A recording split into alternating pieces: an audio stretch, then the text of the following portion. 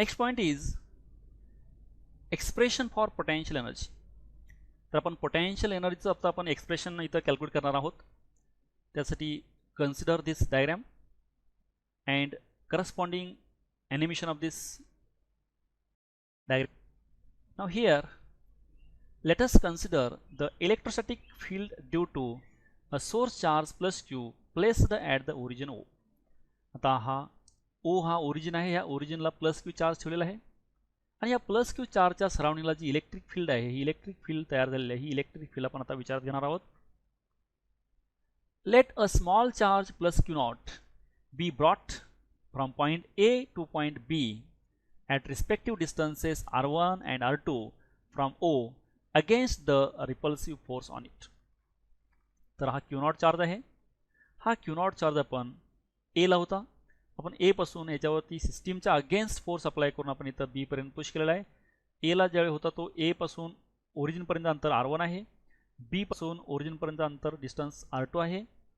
तर हे हा पण प्लस क्यू आहे आणि हा पण प्लस क्यू आहे. दोन्हीमध्ये रिपल्सिव्ह फोर्स आहे आणि रिपल्सिव्ह फोर्स मग हा इकडे पुश होतोय, पण आपण त्याच्या अगेन्स्ट फोर्स अप्लाय करून आपण इकडं ए पासून बी पर्यंत हा चार्ज पुश केलेला आहे.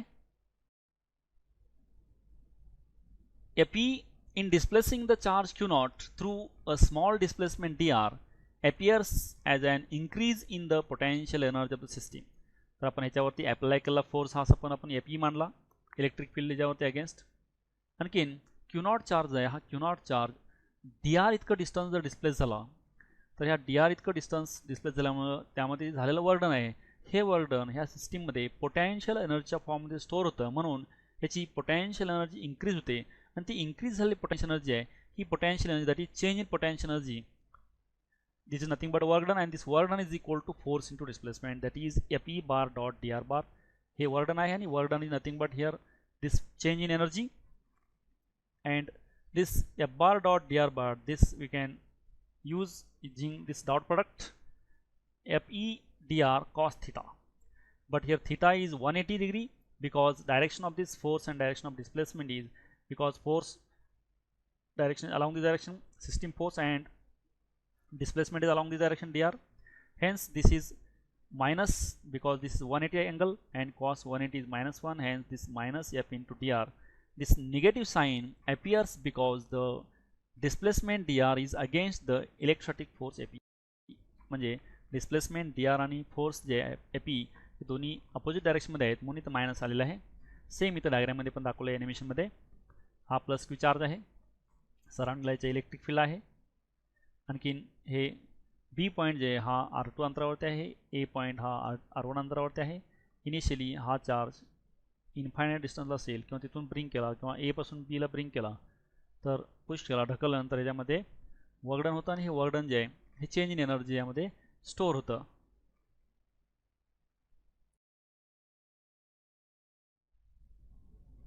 For the displacement of the charge from the initial position A to the final position B, the charge in the potential energy, the change in the potential energy delta U can be obtained by integrating du. तर आपल्याला ए पासून बी पर्यंत जे आहे हा charge Q not push केल्यानंतर संपूर्ण जे एनर्जी चेंज होईल ती डेल्टा यू आहे, ती आपल्याला कॅल्क्युलेट करायची आहे. फक्त आपण डी आर इतकं डिस्टन्स पुश केल्यानंतर त्याच्यामध्ये चेंज झालेली एनर्जी आहे हे आपण डी यू कॅल्क्युलेट केलेलं आहे. त्या डी यूचं आपण इंटिग्रेशन घेतल्यानंतर संपूर्ण एनर्जी आहे ए टू बी ही आपल्याला मिळेल. आपण इंटिग्रेशन घेतलं हे डी यू जे आहे हे संपूर्ण ए टू बी इतकं डिस्टन्स जे आहे पुश करण्यासाठी ह्या क्यू नॉट चार्जला लागलेलं वर्कडन म्हणजे चेंज इन एनर्जी आहे इथं. तर आपण हे इंटिग्रेशन करणार आहे. r1 पासून r2 पण आपण पुश केलेलं आहे इंटिग्रेशन डी यू, पण डी यू ऑलरेडी आपण कॅल्क्युलेट केलेलं आहे. F bar dot d r bar putting value of this the electrostatic force that is Coulomb force between the two charges separated by distance r is. तर दोन charges जे आहेत separated by distance r त्याच्यामधला Coulomb force जो असतो electrostatic force तो Fe bar equal to 1/4 pi epsilon not q not upon r square into r cap minus, where for a system of 2 point charges तर दोन system point चार्जेससाठी D you जे r1 to r2 D you हे इथं आपण घेतलं आहे D you ते. तर हे डी यूची व्हॅल्यू पुट केली परत f bar ap bar dot dr bar, then this ap is here, this is minus 1 by 4 pi epsilon naught q naught by r square into r cap. This is the ap and dr as it is. Now taking constant term out of this integration sign आपण ज्या constant terms बाहेर घेतल्या, remaining only variables are only 1 by r dr, and this remaining terms are as it is, this 1 by 4 pi epsilon naught q naught, and integration of 1 by r square dr is minus 1 by r, upper limit r2 and lower limit r1. Now putting values these, this minus and this minus gets cancelled, this is plus, then putting value of upper limit minus lower limit, this r value is upper limit, that is r2, minus lower limit is r1, upper limit minus lower limit. Now the change in potential energy is equal to work done WAB against the electrostatic force. आता ही जी change in internal energy आहे, ही change in internal energy म्हणजेच work done असतं. This is work energy theorem. According to work energy theorem, this change in internal energy is nothing but work done, and this du replaced by work done between A and B, that is du, that is delta u. Same this term 1 by 4 pi epsilon naught q naught 1 by r2 minus 1 by r1. This is work done required to push this charge q naught from A to B.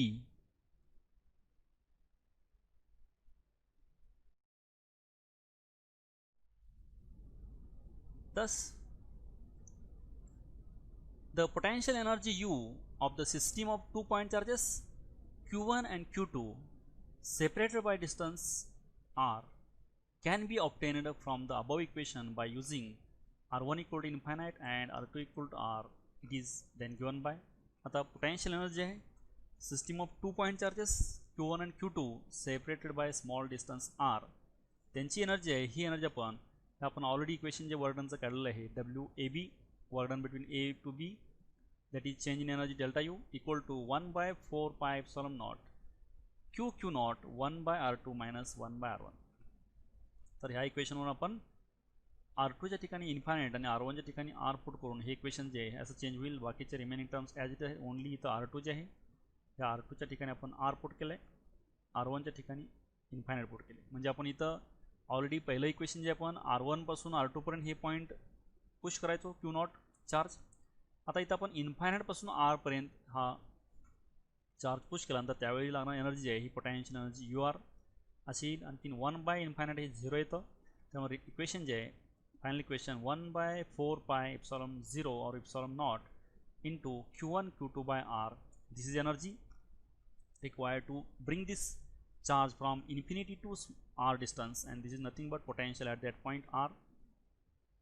Units of potential energy, आता potential energy आहे याचे unit जे आहे हे SI unit आहे joule.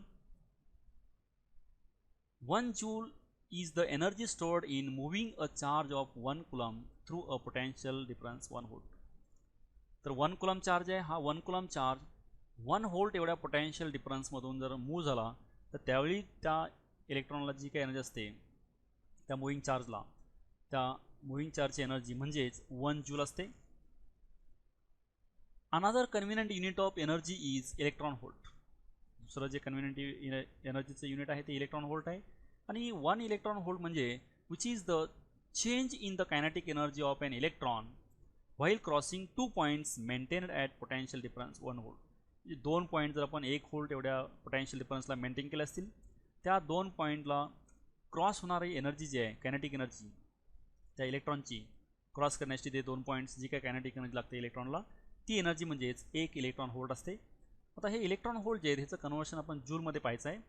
तर 1 electron volt is equal to 1.6 into 10⁻⁻19 joule, और other related units are 1 million electron volt is equal to 1.6 into 10⁻22 joule, or 1 kilo electron volt equal to 1.6 into 10⁻16 joule.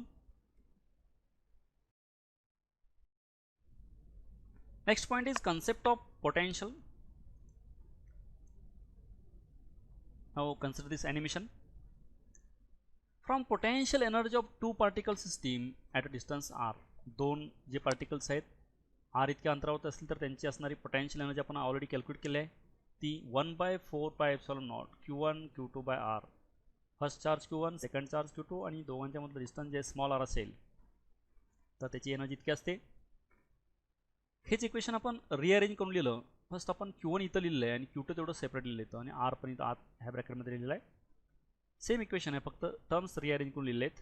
कारण Q1/4πε0 R हे जे आहे हे potential येतं, potential at r distance due to first charge, that is V1 R, Q2 as it is. Similarly again this equation we can write. Now Q2 right inside and Q1 outside. Same equation, this initial equation same written here, only terms are rearranged. Q2 written inside and R and Q1 outside. Now Q2/4πε0 R is nothing but potential due to second charge at a distance R into Q1 as it is, where V1 function of R and V2 is the function of R are the respective potential of charge Q1 and Q2 at distance R from either. तर V1 R जे आहे हे first चार्जमुळे R डिस्टन्सवरती असणारं potential, V2 R जे आहे हे Q2 चार्जमुळे असणारं R डिस्टन्सवरचं potential आहे. तर therefore electrostatic potential energy U is equal to electric potential into charge. तर इलेक्ट्रोस्टॅटिक पोटेन्शियल एनर्जी ही आपण इलेक्ट्रिक पोटेन्शियल इंटू चार्ज असं डिफाईन करू शकतो, किंवा or electrostatic potential V equal to electrostatic potential energy per unit charge. Electrostatic potential energy per unit charge हे पण electrostatic potential असतं, किंवा इलेक्ट्रोस्टॅटिक पोटेन्शियल एनर्जी आहे इलेक्ट्रिक पोटेन्शियल इंटू चार्ज असं आपण डिफाईन करू शकतो. हे आपण इक्वेशनमध्ये लिहिलं आपण, that is electrostatic potential V जे आहे potential energy upon charge, that is potential energy per unit charge, that is V equal to U by Q. Electrostatic potential difference between any two points in an electric field can be written as, आता दोन कुठल्याही point मधलं electrostatic potential difference जे आहे हे आपण असं लिहू शकतो, V2 minus V1. हे इक्वेशन जे आहे हे equation V1 equal to U1Q and this V2 minus V1 equal to U2 minus U1 upon R, that is dW by Q, that is work done dW or change in P per unit charge to move the charge from point 2 to point 1. तर point 2 पासून point 1 पर्यंत जे charge move करण्यासाठी जे काय वर्डन आलं ते वर्डन म्हणजेच हे काय असतं, एनर्जी पर युनिट चार्ज असतं. That is V2 minus V1 equal to U2 minus U1 by R equal to dW by Q, change in work done divided by charge, work done per unit charge. ॲनिमेशनमध्ये पण दाखवलेलं आहे concept of potential. One point two another point आपण हा charge push केला, लागलेलं work done जे आहे, दोन पॉईंटचं वर्क डन जे आहे चार्जेस हे एनर्जी येते.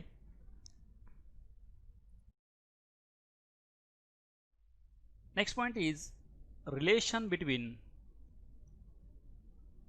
Electric field and electric potential. आता इलेक्ट्रिक फील्डमध्ये आणखीन इलेक्ट्रिक पोटेन्शियलमध्ये दोन्हींच्यामध्ये काय रिलेशन आहे ते आपण रिलेशन फर्स्ट फाइंड आउट करायचं आहे. त्यासाठी हे डायग्राम कन्सिडर करायचे आहे. याच्यामध्ये consider the electric field produced by a charge plus Q kept at point O. तर O हा पॉईंट आहे, ह्या O पॉईंटला आपण प्लस Q चार्ज प्लेस केलेला आहे आणि ह्या प्लस Q चार्जमुळं सराउंडिंगला जी काय आपण इलेक्ट्रिक फील्ड तयार होते ती इलेक्ट्रिक फील्ड कन्सिडर करायचे आहे E. Let us calculate the work done to move a unit positive charge from point M to point N, which is at a small distance dx from M. तर आपल्याला इथं M पासून N पर्यंत हा जे point आहे हा charge आपण पुश करण्यासाठी dx इतकं डिस्टन्स जे आहे इतकं डिस्टन्स आपण ह्या चार्जला पुश केलं, ढकललं, तर याच्यासाठी लागणारं जे वर्क डन आहे हे वर्क डन आपण फर्स्ट कॅल्क्युलेट करायचं आहे. Work done to push this charge from M to N is nothing but work done dW is equal to force into displacement, this minus negative sign motion against the force acting on it.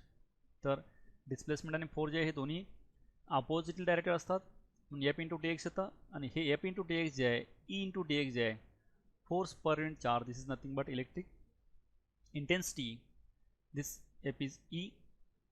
Hence dW is equal to dV that is this work done is nothing but change in potential, that is difference in potential between m and n. तर m आणि n जे हे दोन point आहेत, ह्या m आणि n ह्या दोन पॉईंटमधलं डिफरन्स पोटेन्शियल जे आहे हे डिफरन्स पोटेन्शियल म्हणजे आपण m पासून n पर्यंत हा पॉईंट युनिट चार्ज पुश केल्यानंतर ढकलल्यानंतर झालेलं वर्डन जे आहे हे वर्डन म्हणजे चेंज इन पोटेन्शियल एनर्जी असते त्या दोन पॉईंटमधली m आणि n मधली. तर dv जे change in potential E into D X हे पोटेन्शियलचं डी वर्डन आहे, आपण वर्डन इथं ऑलरेडी काढलेलं आहे ई इंटू डी एक्स, ते E into D X put केलं आपण मायनस. तर टर्म्स रिअरेंज केल्यानंतर E equal to minus D V by D X. Thus the electric field at a point in an electric field is the negative of potential gradient at that point. तर हा negative potential gradient आहे electric field म्हणजेच D V by D x means negative of potential gradient. This is potential gradient. Change in potential upon change in distance, this is potential gradient and is nothing but electric field. Zero potential. Now zero potential means this is actually not potential is zero. Once the 0 point of the potential is set, then every potential is measured with respect to that reference. तर एखाद्या पॉईंटला आपण 0 point असं consider केलं तर सर्व potential जे आहेत त्या पॉईंटला रेफरन्स कन्सिडर करून आपण मेजर करतो, त्याला आपण 0 पोटेन्शियल पॉईंट म्हणतो आपण. Thus the potential at point A in an electric field is the amount of work done to bring a unit positive charge from infinity to point A. तर हा जे Q चार्ज आहे या Q चार्जमुळं ए पॉईंटला जे असणारं पोटेन्शियल आहे हे पोटेन्शियल म्हणजेच तर युनिट चार्ज आहे, युनिट चार्ज इन्फायनाईट डिस्टन्सपासून ह्या ए पॉईंटपर्यंत ब्रिंग करण्यासाठी आणण्यासाठी लागणारं जे वर्क डन आहे ते वर्क डन म्हणजेच ह्या ए पॉईंटचं पोटेन्शियल असतं. Amount of work done required to bring this unit charge test charge from infinity to that point is nothing but potential at that point. तर त्या पॉईंटला आपण इन्फिनिटीपासून युनिट चार्जला इन्फिनिटीपासून आपण त्या पॉईंट पण आणण्यासाठी जे काही वर्क डन लागेल ते वर्क डन म्हणजे त्या पॉईंटचं पोटेन्शियल असतं. आणखीन रिलेशन बिटवीन इलेक्ट्रिक फील्ड आणि इलेक्ट्रिक पोटेन्शियल जे आहे हे E equal to minus D V by D X हे आहे.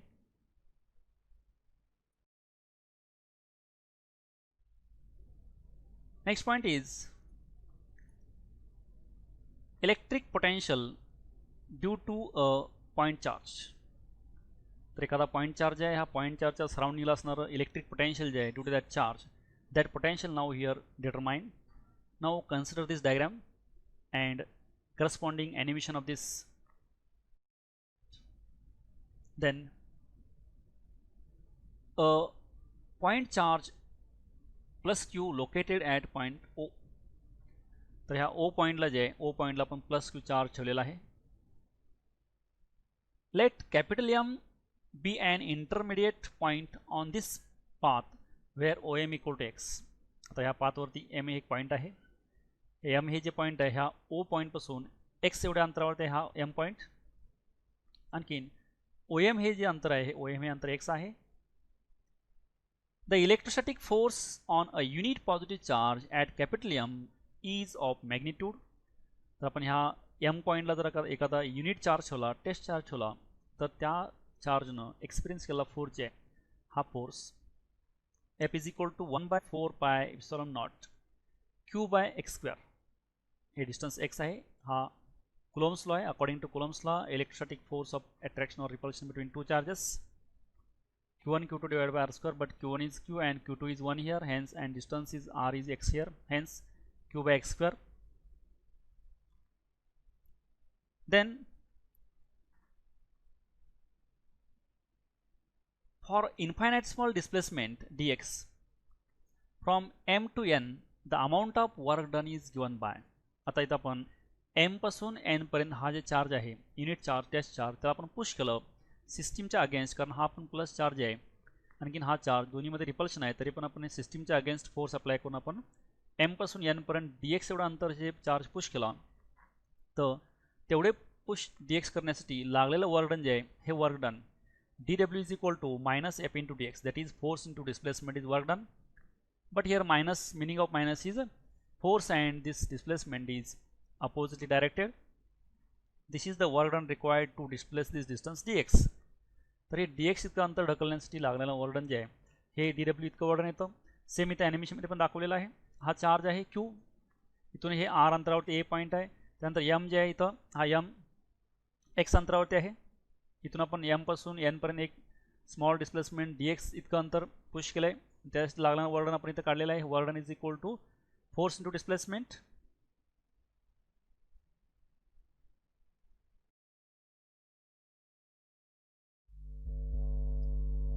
Next one is total work done in displacing the unit positive charge from infinity to A is given by. आता आपल्याला infinite distance जे आहे तिथून ए पॉईंट पर्यंत आपण हा चार्ज जे आहे unit charge test charge bring करण्यासाठी आणण्यासाठी जे लागणारं वर्डन आहे ते आपण इथे कॅल्क्युलेट करायचं आहे. त्यासाठी आपण फर्स्ट हे एम टू एन जे आहे ओनली डी एक्स इतकं डिस्प्लेसमेंट जे आहे इतकं डिस्प्लेसमेंट करण्यासाठी लागलेलं वर्डन आपण डी डब्ल्यू हे काढलेलं आहे. आता आपण इन्फायनाइट अंतरापासून ए पर्यंत जे लागणारं वर्डन आहे हे आपण हे डी एक्स जे आहे म्हणजे फॉर एक्झाम्पल आपण इथे इन्फिनिटी जर घेतलं इथून इथं आपण first D x next D x असं स्टेप बाय स्टेप आपण डी एक्स एवढंच डिस्प्लेसमेंट करत आपण ए पर्यंत आलो. तर प्रत्येक डी एक्स एवढ्या डिस्प्लेसमेंटसाठी लागणारं वर्डन हे डी डब्ल्यू आहे. त्यामुळं प्रत्येक डिस्प्लेसमेंट डी एक्स जे आहे हे डी एक्स करत करत आपण ए पर्यंत आलो. तर प्रत्येक डी एक्ससाठी लागणारं वर्डन डी डब्ल्यू इतकं असेल आणि ते प्रत्येक डी डब्ल्यू आपण इन्फिनिटीपासून ए पर्यंत जर आपण ॲड केले तर इन्फिनिटीपासून ए पर्यंत हा युनिट चार्ज टेस्ट चार्ज आणण्यासाठी लागलेलं वर्डन हे टोटल वर्डन असेल. आणि हे टोटल वर्डन डब्ल्यू जे आहे हे सर्व जे डी डब्ल्यू छोटे छोटे डी एक्सचे डिस्प्लेसमेंट आहेत हे आपण ॲड केले. पण ह्या ॲडिशनला लिमिट आहे, इन्फिनिटीला ॲडिशन स्टार्ट करायचं आहे, आर लाईन थांबायचं आहे. म्हणजे आपण इथं first D x next D x असं करत करत ए पण येऊन थांबायचं आहे. ए म्हणजे हे आर अंतर आहे. तर integration of D W J हे ॲडिशन डी डब्ल्यू वर्डन केल्यानंतर इकून वर्डन मिळेल. हे इकून वर्डन हे इन्फायनाइट डिस्टन्सपासून ए पर्यंत ह्या युनिट चार्जला आणण्यासाठी लागलेलं वर्डन आहे. पण आपण ऑलरेडी डी डब्ल्यूची व्हॅल्यू काढलेली आहे, ती व्हॅल्यू पुट केली minus F into T x. परत आपण एफची व्हॅल्यू पण ऑलरेडी काढलेली आहे. फोर्स हा 1/4πε0 क्यू बाय एक्स स्क्वेअर. ह्या एफची व्हॅल्यू पुट केली तर एफची value remaining terms as it is आहेत. आणखीन ह्या कॉन्स्टंट टर्म जे आहेत कॉन्स्टंट टर्म आपण इंटिग्रेशनच्या बाहेर ठेवले आहेत. ओनली व्हेरिएबल इंटिग्रेशन ठेवलेलं आहे. 1/x² dx हे व्हेरिएबल आहे. रिमेनिंग टर्म्स आपण ह्या इंटिग्रेशनच्या बाहेर घेतले आहेत. आणखीन इंटिग्रेशन ऑफ 1/x² dx जे आहे हे -1/x येतं. आणखीन अप्पर लिमिट स्मॉल आर आहे, लोअर लिमिट इन्फिनिटी आहे. मायनस मायनस हे प्लस झालं, प्लस झाल्यानंतर हे upper limit lower limit. Next formula is put X upper limit minus lower limit that is X equal to R minus X equal to infinity. म्हणजे इथं आपण एक वेळ अप्पर लिमिट व्हॅल्यू पुट केली minus lower limit. 1/∞ हे 0 येतं. त्यामुळं W J आहे हे 1/4πε0 1/r येतं. टर्म्स रिअरेंज केल्यानंतर आपल्याला तेच इक्वेशन जे आहे Q/4πε0r. This is the work done required to bring this unit charge test charge from infinity to this A point. आता हा इन्फिनिटीपासून ए पॉईंटपर्यंत ह्याला आणण्यासाठी लागलेलं वर्डन जे आहे हे वर्डन इतकं आलेलं आहे डब्ल्यू. आता हे वर्डन जे आहे by definition this is the electrostatic potential at A due to charge Q. आता इथून इथं पण आणलेलं लागलेलं वर्डन जे आहे हे वर्डन म्हणजेच ह्या ए पॉईंटचं पोटेन्शियल असतं ड्यू टू क्यू चार्ज. आता हे डब्ल्यूचं आपण ह्याला पोटेन्शियल व्ही इक्वेट केलं आहे. Same equation Q/4πε0r. क्यू हा चार्ज आहे, आर हे डिस्टन्स आहे.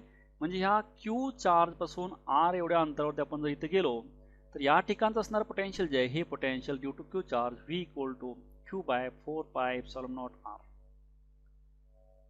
तर electrostatic potential and electric field vary with R the distance from the charge. आता इलेक्ट्रोस्टॅटिक पोटेन्शियल आणखी इलेक्ट्रिक फील्ड जे आहे हे जसं डिस्टन्स चेंज होईल तर बघा हे डिस्टन्स चेंज झाल्यानंतर वर्डन और पोटेन्शियल हे कमी होतं. म्हणजे डिस्टन्स वाढल्यानंतर काय होतं पोटेन्शियल कमी होतं. हे कसं कमी होतं आपण ग्राफनं बघायचं आहे. इलेक्ट्रिक फील्ड आणखी इलेक्ट्रिक पोटेन्शियल. तर यामध्ये हे डिस्टन्स आहे आर एक्स ॲक्सिसला, वाय ॲक्सिसला इलेक्ट्रिक पोटेन्शियल आहे. तर as distance increases electric intensity decreases like this exponentially. and as potential as again distance increases, potential also decreases exponentially, but here this is 1 upon r in case of potential, and in case of electric field 1 upon r square. हे 1 upon r square असल्यामुळे दोन्ही पण exponential graph आहेत, पण हे वेगवेगळे slope आहेत. तर हे आहे variation of electric field and electric potential as distance. म्हणजे डिस्टन्स वाढल्यानंतर इलेक्ट्रिक पोटेन्शियल आणि इलेक्ट्रिक फील्ड इंटेन्सिटी कशी चेंज होते हे ग्राफमध्ये दाखवलेलं आहे.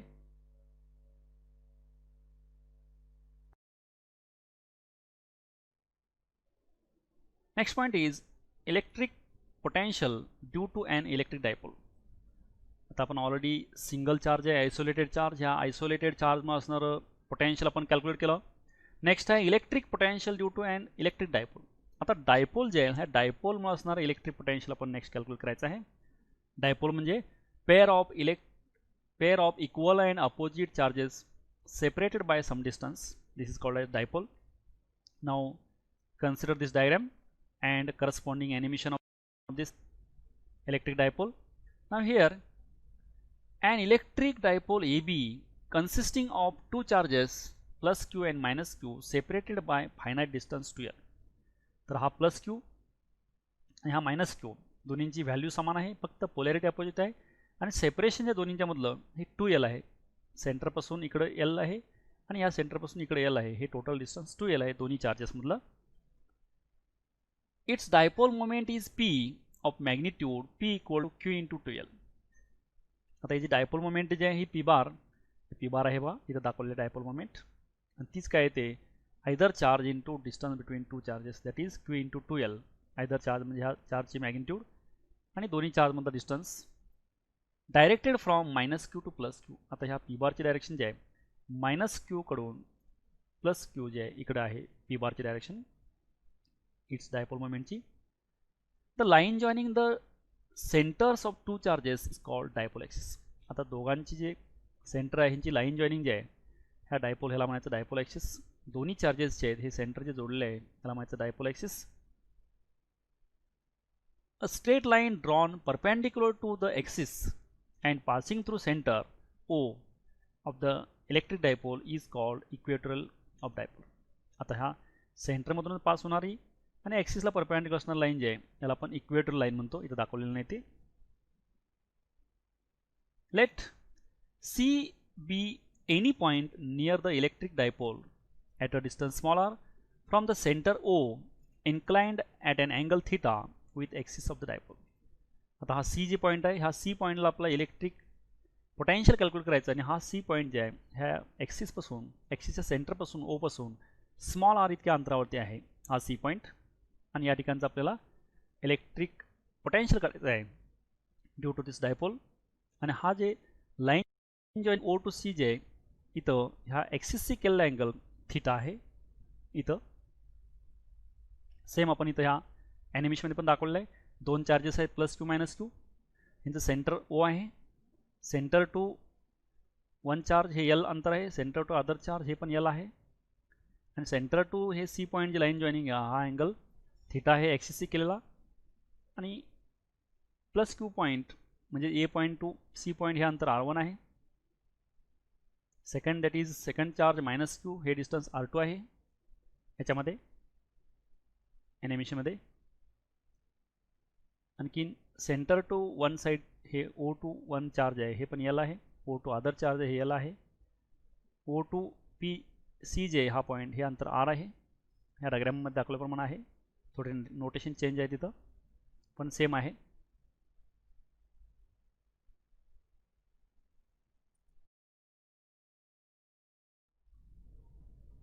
Now R1 and R2 are the distances of point C from charges plus Q and minus Q respectively. आता यामध्ये पहिला प्लस क्यू चार्ज आहे इथून हे सीचं अंतर जे R1 आहे, मायनस क्यू चार्ज आहे इथून हे सीचं अंतर जे R2 आहे, आणि सेंटरपासून जे सीचं अंतर जे हे R आहे. Point potential at C due to charge plus Q at A.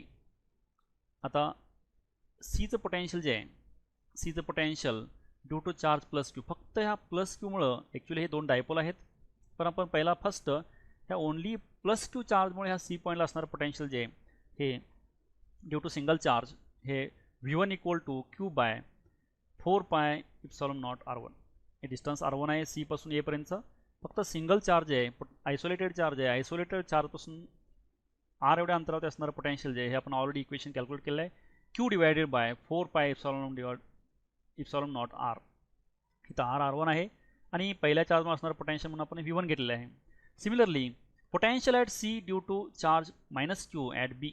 आता बीला हे मायनस क्यू चार्ज आहे, ह्याच्यामुळे असणारं या सीचं पोटेन्शियल आहे हे v2 equal to Q by 4 पाय इप्सिलॉन नॉट r2. आता हे डिस्टन्स r2 आहे, त्यामुळे सीला फक्त या मायनस क्यू चार्जमध्ये असणारं पोटेन्शियल हे v2 आहे. Now the potential at C due to both charges. आता दोन्हीमुळं प्लस क्यूमुळं आणि मायनस क्यूमुळं दोन्हीमुळं असणार इथलं पोटेन्शियल सीचं जे आहे हे potential at C equal to potential due to first charge plus potential due to second charge, that is v1 plus v2. आता v1 आणि v2 जे आहेत ह्या व्हॅल्यू आपण ऑलरेडी कॅल्क्युलेट केले आहेत. म्हणजे सी पॉईंटला दोन्ही चार्जमुळे असणारं पोटेन्शियल जे आहे हे आपण ॲड केलं, त्यामुळं ह्यांच्या व्हॅल्यू पुट केल्या v1च्या आणि v2च्या. इथं ऑलरेडी आपण काढल्यात बघा, ही v1 आहे, ही v2 आहे. Then putting values vc equal to this is v1 and this is v2.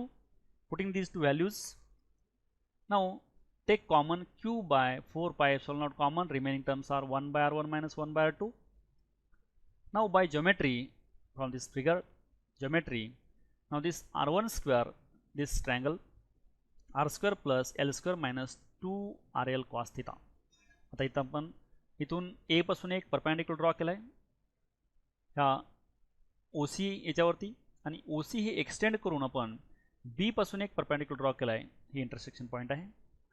हे एल असेल आणि हा थिटा असेल तर हा पण थिटा असतो, राईट. हे अपोजिट अँगल आहेत.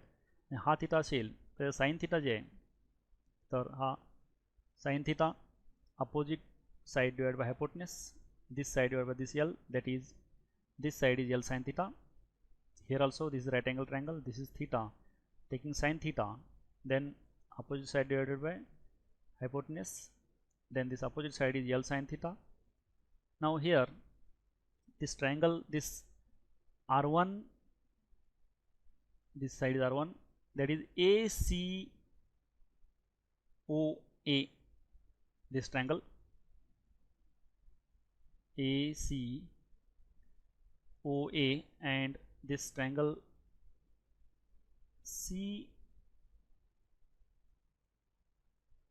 OB, this triangle.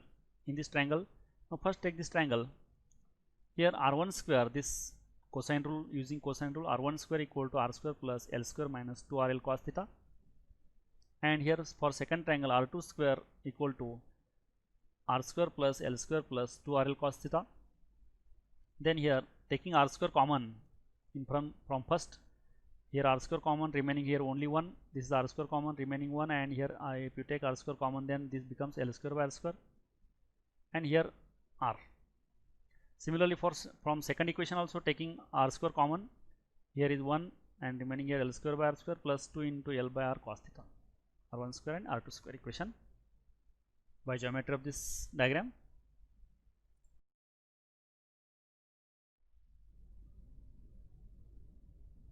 Now for a short dipole, that is 2L is very smaller than R, and if R is very larger than L, that is 1 by R is very small, that is L square by R square can be neglected.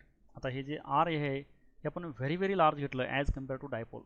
हे डायपोलचं जे length आहे या दोन्ही 2L जी length आहे ह्या 2L लेंथला compare केलं तर हे R व्हेरी लार्ज आहे. त्यावेळी आपण L square by R square आपण निग्लेक्ट केलं.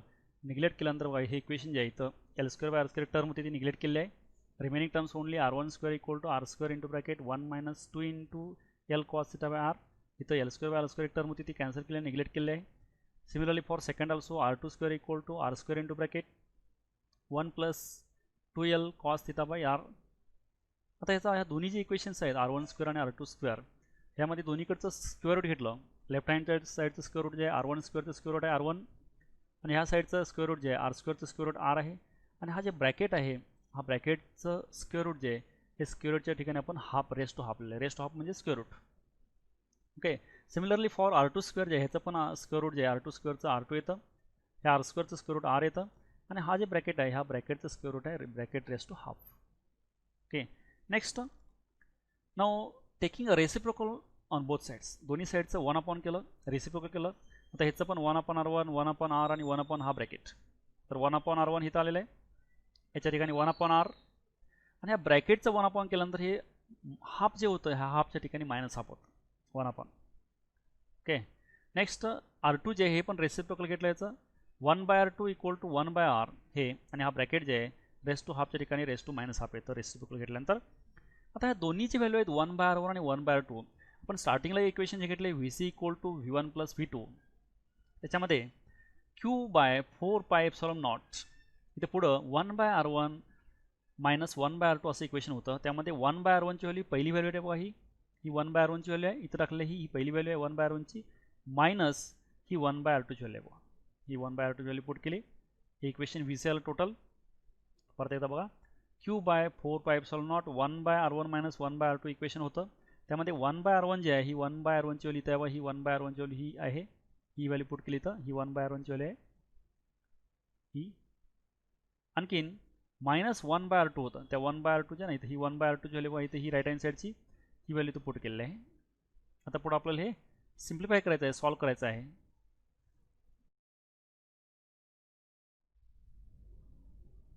Next using binomial expansion, that is 1 plus x raised to n equal to 1 plus nx plus next higher terms. If x is very smaller than L and retaining terms up to the first order of only we get. आता binomial theorem आपण वापरला आणि त्यामधले first order term तेवढ्याच ठेवले आहेत. त्यामध्ये VC equal to Q/4πε0 आपण प्रिव्हियस इक्वेशन जे आहे त्यामध्ये फक्त 1/r कॉमन घेतलं आहे. 1/r कॉमन घेतल्यानंतर remaining terms 1 plus L/r cos θ minus 1 minus L/r cos θ आहे. तर याच्यामध्ये हे जे इक्वेशन आलं ते रेस टू हाफ जे होतं -हाफ, ते रेस टू -हाफ जे आहे त्याचं बायनॉमियल एक्सपान्शन करून पहिल्या दोन टर्म तेवढेच घेतले आहेत. पुढच्या इक्वेशनमध्ये पण 1 प्लस हे L²/r² cos θ जे होतं ना त्यामध्ये बायनॉमियल एक्सपान्शन वापरून फर्स्ट टू टर्म्स तेवढेच घेतले आहेत. आता याच्यामध्ये हे 1/r इथं आपण हे एकत्र लिहिलं आहे, Q/4πε0r लिहिलं आहे. आणखीन हे 1 प्लस L/r cos θ आणि मायनसनं मल्टिप्लाय केल्यानंतर हे -1 झालं आणि हे मायनस मायनस प्लस झालेलं आहे L/r cos θ. हे -1 प्लस 1 कॅन्सल झाल्यानंतर L/r cos θ L/r cos θ हे 2 टाइम्स L/r cos θ झालेलं आहे. Q×2L जे आहे हे Q×2L जे आहे हे Q×2L हे P येतं, म्हणून आपण ह्या Q×2L च्या ऐवजी P लिहिलं आहे आणि cos θ याच्यात आहे आणि हे R आणि हे R² आलेलं आहे. हे VC that is potential at this C point due to both charges, that is dipole.